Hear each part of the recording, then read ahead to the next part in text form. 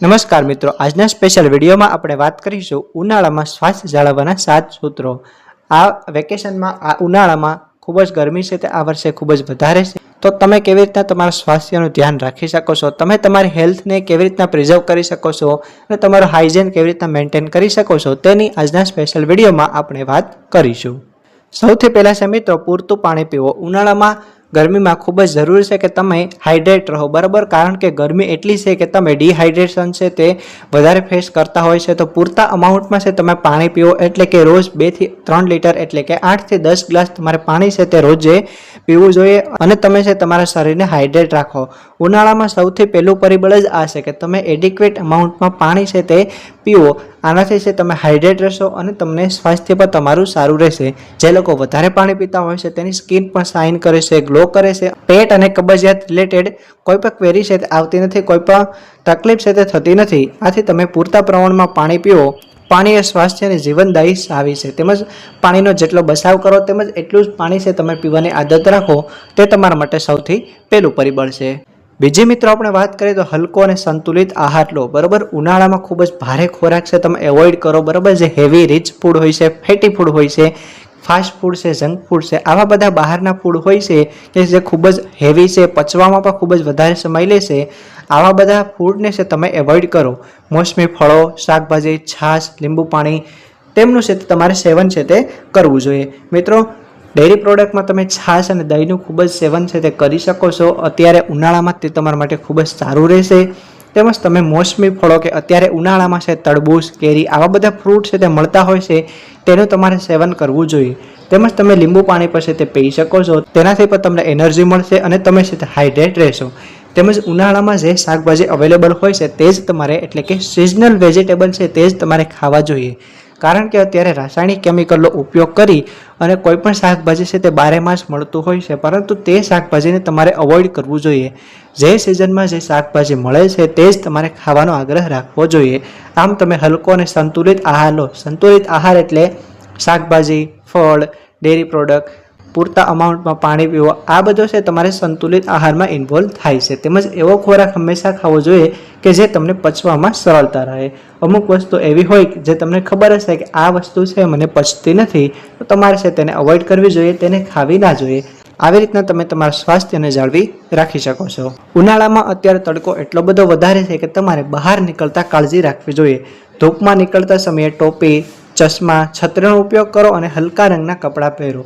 બની શકે તો ઉનાળામાં કાળા રંગના અથવા ઘાટા ડાર્ક રંગના કપડાં છે પહેરવાનું અવોઇડ કરો। તમે સફેદ અથવા તો લાઇટ એવા કપડાં છે તે પહેરી શકો છો, જેનાથી તમે તડકો છે તે ઓછો લાગે। તેમજ તમે કેપ એટલે કે ટોપી છે તે પહેરી શકો છો। તેમજ સનલાઇટથી બચવા માટે તમે ચશ્માનો પણ ઉપયોગ કરી શકો છો। તેમજ જો તમને અનુકૂળ આવે તો તમે છત્રી પર છે તે રાખી શકો છો। ગુજરાતમાં મોસ્ટ ઓફ આ વખતે છે 40 ડિગ્રી સેલ્સિયસ જેટલું એવરેજ તાપમાન છે તે બધા વિસ્તારોમાં નોંધાયું છે, એટલે ઘણા બધા હોય છે લોકો તે છત્રીનો પણ ઉપયોગ કરતા હોય છે, પરંતુ આપણે છે તેમાં શરમ આવતી હોય છે, તેથી આપણે છત્રીનો છે ઉપયોગ કરતા નથી અને આપણી જાતને તડકામાં આપણે બળવા દેતા હોય છે। પરંતુ મિત્રો, અહીં ખાસ જાણવું જરૂરી છે કે જો તમે છત્રી લેતા ના હોય તો તમે ટોપી પહેરવાની આદત રાખો, મોઢા ઉપર છે તે રૂમાલ બાંધો, તેમજ ગોગલ્સ એટલે ગ્લાસીસ એટલે કે ચશ્મા પહેરવાની પણ આદત રાખી શકો છો, જેનાથી તમે છે તમારી જાતને, તમારી બોડીને તડકાથી બચાવી શકો છો। તેમજ ખાસ કરીને બપોરના તડકાથી બચો। ગવર્મેન્ટે પણ જાહેર કરેલું છે કે બપોરે 12 થી 4 વાગ્યા સુધી શક્ય હોય તો બહાર જવાનું ટાળો, ઘરની અંદર જ રહો, કારણ કે 12 થી 4ની વચ્ચે ખૂબ જ હેવી તડકો હોય છે। ગુજરાત સરકારે પણ પરિપત્ર બહાર પાડ્યો છે, એડવર્ટાઇઝમેન્ટ આપી છે કે બપોરે 12 થી 4 સુધી છે બહાર નીકળવાનું ટાળો, જેથી તમે બપોરના તડકાથી બચી શકો। 5મો પોઈન્ટ છે મિત્રો, વ્યાયામ અને યોગ કરો।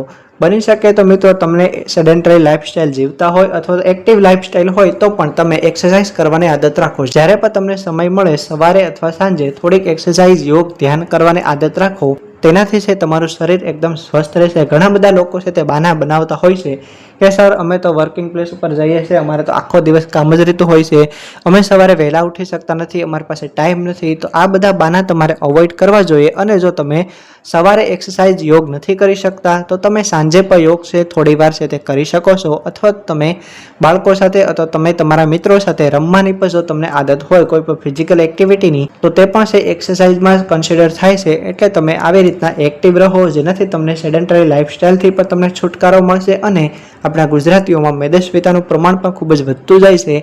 તેના માટે પણ માત્ર એક જ ઓપ્શન છે કે તમે વ્યાયામ કરો, એક્સરસાઇઝ કરો અથવા તો કોઈ પણ ફિઝિકલ એટલે કે આઉટડોર ગેમ રમો, જેનાથી તમે તમારા શરીરની એનર્જી બર્ન કરી શકો અને જેટલી પણ ચરબી હોય તેને ઓગાળી શકો. આમ ખાસ ધ્યાનથી તમારે વ્યાયામ કરવા જોઈએ. ખૂબ જ ગરમી હોય અને તમે સહન ના કરી શકો ત્યારે છે તમારે વ્યાયામ એક્સરસાઇઝને અવોઇડ છે તે કરવી જોઈએ. તેમજ મિત્રો સ્વચ્છતા જાળવો, વારંવાર હાથ ધોવો, સ્નાન કરો અને સ્વચ્છ કપડાં પહેરો.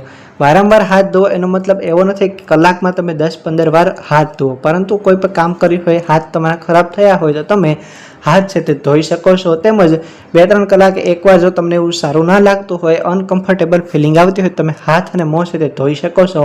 ઠંડુ પાણી હોય તો ઠંડા પાણીથી પણ તમે મોં ધોઈ શકો છો, આંખો ધોઈ શકો છો, જેનાથી તમે ફ્રેશ ફીલ કરશો.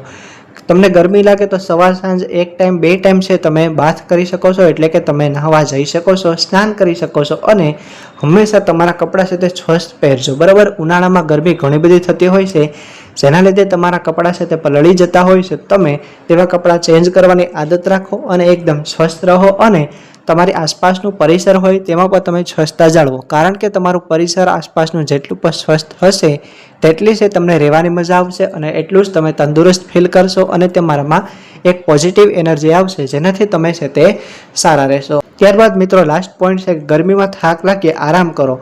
જો તમે બહાર ગરમીથી આવો તો ત્યારબાદ ફ્રેશ થઈને તમે છે તે આરામ કરી શકો છો. તેમજ ડિહાઇડ્રેશનથી બચવા માટે તમે પૂરતું પાણી પણ પી શકો છો અને પૂરતી એવી ઊંઘ છે તમારે જરૂરથી લેવી જોઈએ. ગરમી ઘણી બધી લાગતી હોય છે એટલે સાંજે નીંદર ના આવવી અથવા તો મોડી નીંદર આવી તે કોમન છે, પરંતુ તમે રાત્રે સુવા સમયે મોબાઈલ ફોનને અવોઇડ કરી અને પૂરતા પ્રમાણમાં નીંદર લો તે તમારા માટે ખૂબ જ જરૂરી છે. મિત્રો આજના વિડીયોમાં બસ એટલું જ. સ્વસ્થ રહો, સુરક્ષિત રહો અને મજામાં રહો. આ ઉપરાંત તમે આવા ઘણા બધા વિડીયો આપેલા છે, તમે પ્લેલિસ્ટ ચેકઆઉટ કરી શકો છો. નીચે ડિસ્ક્રિપ્શનમાં તમને લિંક છે તે મળી જશે. તેમજ હવે પછી તમારે કયા ટોપિક ઉપર વિડીયો જોઈએ છે તે પણ તમે મને જરૂરથી કમેન્ટમાં જણાવજો. હું તમારા માટે ટ્રાય કરીશ કે તમને આવા વિડીયો છે આપતો રહું. તેમજ કોઈ પણ ક્વેરી હોય તો તમે મને કમેન્ટમાં પૂછજો, હું જરૂરથી તમને આન્સર આપીશ. મિત્રો ઉનાળામાં તમારી સ્વાસ્થ્યનું ધ્યાન રાખો અને તડકાથી બચો, તેમજ તમારા હાઇજીન મેન્ટેન કરો, હેલ્થ મેન્ટેન કરો અને સ્વસ્થ રહો, મજામાં રહો. મળીએ આવા જ એક નવા વિડીયો સાથે. તેના પહેલાં મિત્રો વિડીયો પસંદ આવ્યો હોય તો લાઇક કરજો, ચેનલ પર નવા હોય તો સબસ્ક્રાઇબ કરજો અને જરૂરથી તમારા મિત્રો સાથે આ વિડીયોને શેર કરજો. મિત્રો મળીએ હવે આવા જ એક નવા વિડીયો સાથે.